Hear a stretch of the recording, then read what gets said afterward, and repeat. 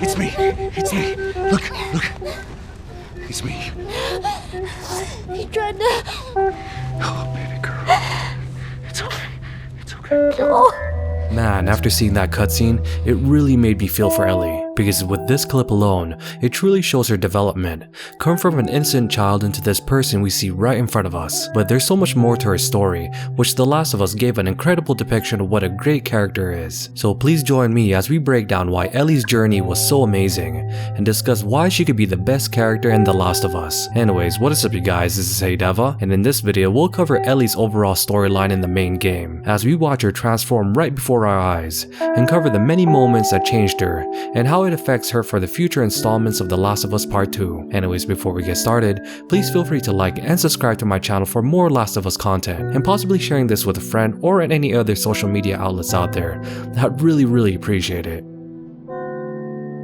Alright, so let's start off with the premise of what constitutes of making a great character, which can be started by discussing their base foundation, or the initial impression we have with them when they're first introduced. So with Ellie's case, we can go over a quick background on who she is, and how this sets up her foundation that would later be rocked by the end of the game. So Ellie's first introduced to Joel and Tess when Marlene, the leader of the Fireflies, hires him to take her to their meeting point. With our first impressions of her, she seems like a typical young teenager, who speaks her mind but with a little bit more grit, which is understandable because she's lived her whole life in this post-apocalyptic environment where the general social norms of the past are mostly gone, which is evidenced with the way she speaks to others, to using foul language, and wouldn't hesitate to resort to violence if needed.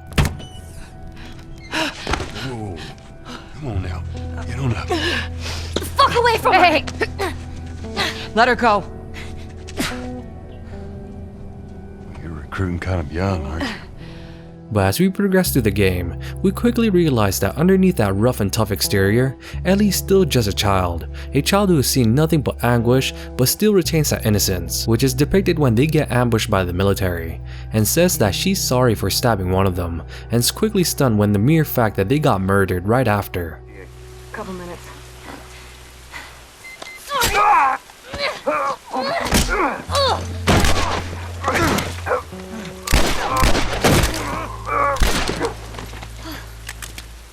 Fuck. I thought we were just gonna hold him up or something. But after this scene, it's still kinda weird that she still retains that innocence with the way she speaks and acts, but it's actually the subtle moments that pop in that indicates otherwise. Man. What? Nothing, it's just... I've never seen anything like this, that's all. You mean the woods? Yeah. Never walked through the woods. It's kinda cool. Or when we see her comical interactions with Bill. Huh? Yeah, sure, Joel. Go ahead. Take my card. Take all my food, too, while you're at it. By the looks of it, you could lose some of that food. Listen to me, you little shit. No, fuck you! You handcuffed I me! need you to shut up. All right? Hey! What'd I say to you when we walked down the steps? What'd I say? I'm just fixing your stupid pile. Don't touch. God damn it. To when both her and Joel travel to Pittsburgh, and they have a small but funny interaction. Where did you get that? Back at Bill's. I mean, all this stuff was just lying there. Whoa! How the hell would he even walk around with that thing? Get rid of Well, that. hold your horses. I want to see what all the fuss is about. Oh, why are these all stuck together?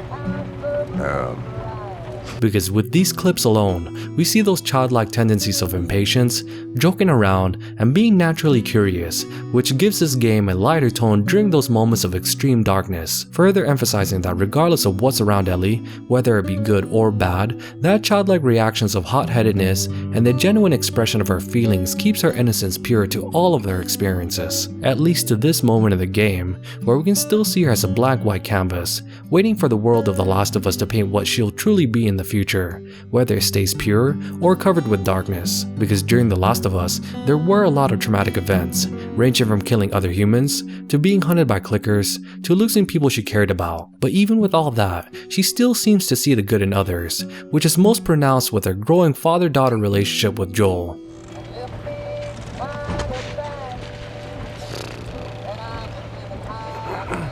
You know what? This isn't that bad. you try to get some sleep. Right? I'm not even tired.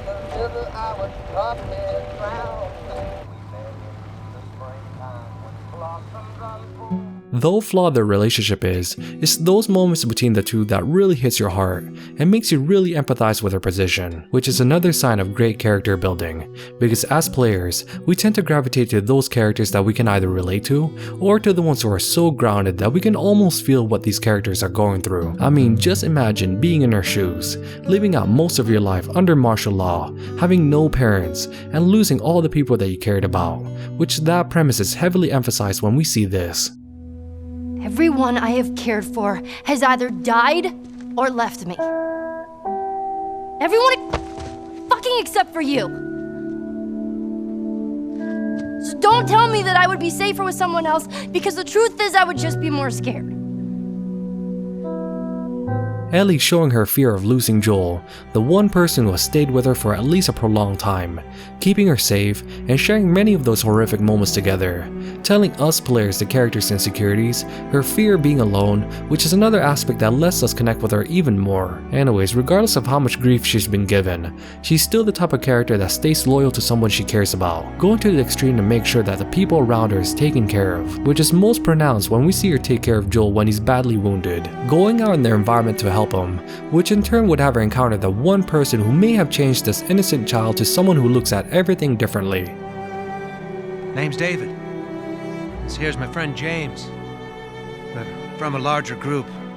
Women, children. We're all very, very hungry. Anyways, before we get into that, we can still appreciate Ellie's work and see how much of a great character she is, showing signs of bravery and loyalty to the one she cares about. You're gonna make it.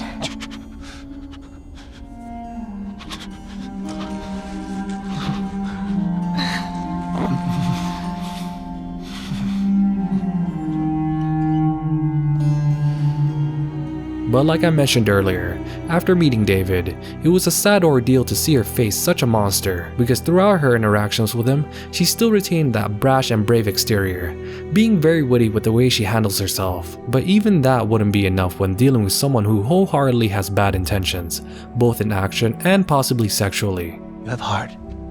You're loyal. And you're special.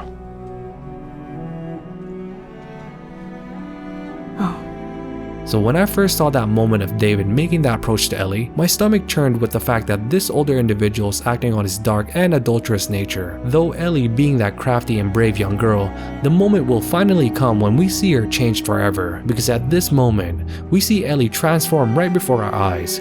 Gone is a girl who thought killing others would make her sick. Instead, we get a quick glance of a child who is broken. A child who saw what hell on earth looks like. Fucking touch me! It's okay. It's me. It's me. It's me. Look. It's me. He tried to... Oh, baby girl. It's okay. It's okay. Joel. It's okay. With the only mitigating moment to such pain was when Joel finally embraced her as his own. As we watch her be in so much pain, it's almost unbearable to think how much David could do so much damage to both her foundation and character, because from here on out, Ellie's demeanor has very much changed, because instead of seeing and hearing this nonsensical jokester act her innocence, we instead get someone who's completely withdrawn. Everything all right? Yeah, I'm fine. Yeah, you just kind of seem extra quiet today. Oh, sorry. No, it's not. It's fine.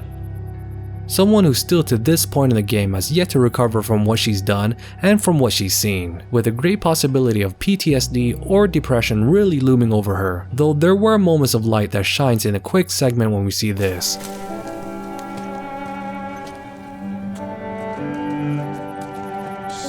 Don't scare it. I won't. What are you doing? It's all right. Come here. There you go. Hurry up. Go on. Hey there. So fucking cool. Aw, where's it off to? because it was a relief seeing her act her old self again, even if it was for a short moment, indicating that somewhere deep down, she's still the old Ellie that we saw from the beginning of the game, but is now buried under this trauma-induced experience that she's been through, which is later translated with the trailer for The Last of Us Part 2, when we hear Dina tell her, Oh, Ellie. I think they should be terrified of you. with the depths indicating that underneath that common demeanor, she's a ruthless killer, now tainted black by the world she lives in, which coincides with the saying that I mentioned earlier, where the blank white canvas can be painted to whatever experience that individual has to go through, whether they be good in bright colors, or being completely covered in darkness, which I personally think would happen in The Last of Us 2, where I theorize she may possibly turn for the bad if she continues the path that she walks in, but I'll leave that to another video, so if you guys are interested, please let me know in the comment section down below. Anyways, in the end, Ellie started off as an innocent child, to transforming into a ruthless killer, doing everything that was necessary to keep Joel or any of her loved ones safe, but in doing so losing part of her humanity, and seeing how this could affect her as an individual in The Last of Us Part 2. Anyways, what do you guys think of Ellie overall? Do you guys think she was the best character, or was there another character that was even better? Please let me know in the comment section down below. Also, if you guys enjoyed the video, please feel free to hit that notification bell icon so you guys can be alerted when I upload my next video. Anyways, thank you guys so much, and as always, you guys have a great rest of your day, and this is Hey DeVuH, signing out.